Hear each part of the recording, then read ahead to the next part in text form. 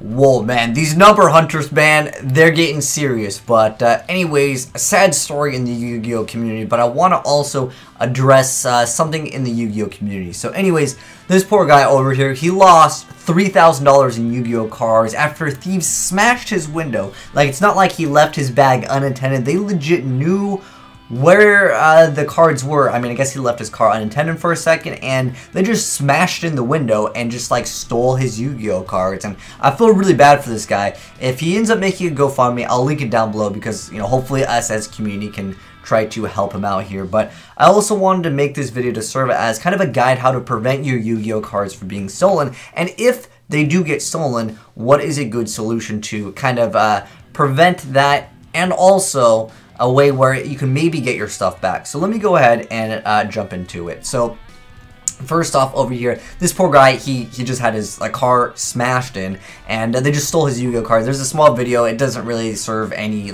extra information to this. And then they talk to this other guy that says there's been times where $50,000 of cards were actually stolen, and people just can't actually find out you know, whose cards it is, because unlike certain things like cars where, you know, you have you know, a title and stuff like that, with Yu-Gi-Oh cards, I mean, they're just, you know, cards. And some of these cards, you know, you put a binder together and there's a bunch of cards worth hundreds of dollars. You're talking thousands and thousands of dollars. But he did say that in this story over here that you know, hopefully the person will, you know, come forward and give back cards. But let's be honest, more than likely that's not going to be happening. But this other guy, he mentioned that a lot of times when these cards, these binders get stolen, a lot of times it's very difficult to track because they just, you know, sell the cards online, or they just take it to a vendor. Even if you can catch the person, important thing that I wanted to touch up upon, even if you can catch the person over on Judge Judy. Now, a lot of people in the Yu-Gi-Oh community, they've all said, yo, the guy did it, we all know it. The guy actually stole the Yu-Gi-Oh cards. Now, if you guys didn't know, there was actually a video uploaded on this. I believe Drew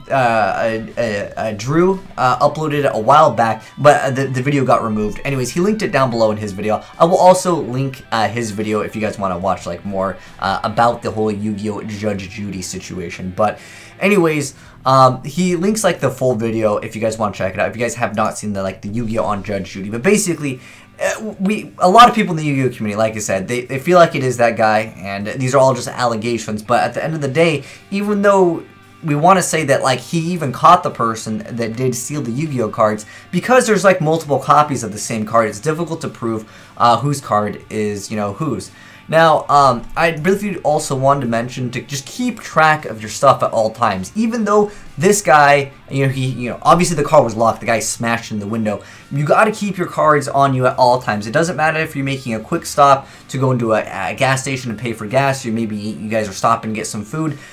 There's a lot of people in the Yu-Gi-Oh community that know, you know, who has lots of expensive cards, because I actually went to, I believe it was either YCS or Regionals, and someone just ran up and stole this guy's cards and just ran off, just straight up. The guy was just doing some trades, and I saw it happen live, and it all just happened so fast, and I'm just like, wait, what? This is crazy. But a lot of times with these number hunters, or more so these guys that sell Yu-Gi-Oh cards on an illegal market essentially, they know, you know, who to actually target. So keeping an eye on your stuff at all times, and I do mean at all times, even if you're going to the bathroom, do not get your backpack and take it into the bathroom. I know this sounds crazy, all right, but I've heard stories of people getting jumped for Yu-Gi-Oh cards. They just go to the bathroom, and then a bunch of other guys walk in, and unfortunate things happen. It's crazy, again, what these number hunters will be doing.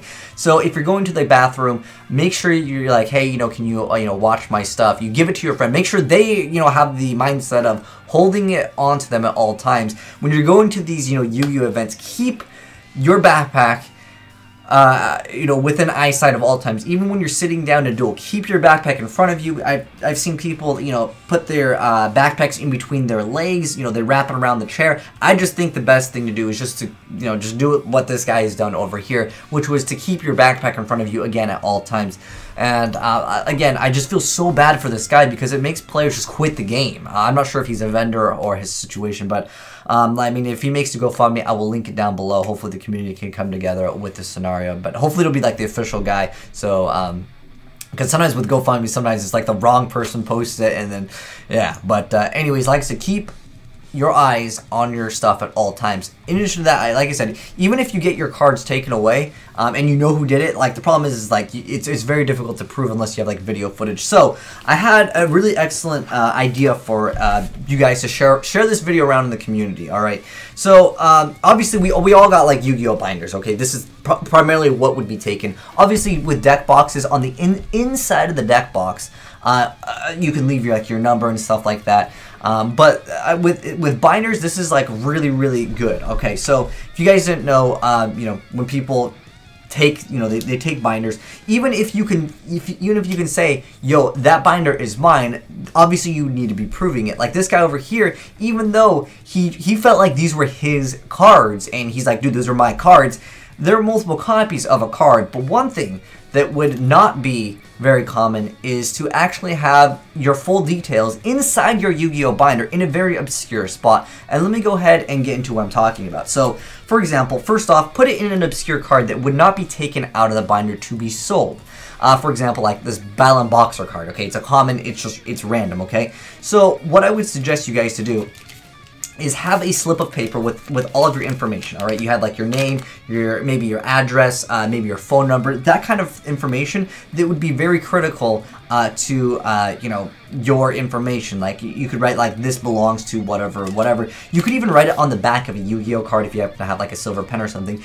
Then put that card or that slip of paper inside of a card sleeve and hide it. Okay, so you're gonna hide it behind it. So this way, obviously, like I said, this card would be a card that people would not take out of the binder if they were to, let's say, sell it or something, or if you know that there's, a big Yu-Gi-Oh shop. Sometimes they do buy a lot of binders and they have them in the back. You can say, hey, can I please check out, your recent purchases? Because this happens in like, basically, a lot of places that sell Yu-Gi-Oh in bulk, when they buy and sell, like, binders and stuff like that, usually it takes a few days for them to go through. So perhaps you can ask maybe at Frankenson's or other like Yu-Gi-Oh places. Okay, they sometimes you can even see them on like the shelf in the back because they just purchased them and they have to then sort the cards after they make a purchase of someone's entire Yu-Gi-Oh collection. They have to again sort the cards, so it could take a few days or whatever. Obviously, if they're selling these online, it can be very difficult. But generally, when people, I would say, are the number hunters, the thieves in Yu-Gi-Oh,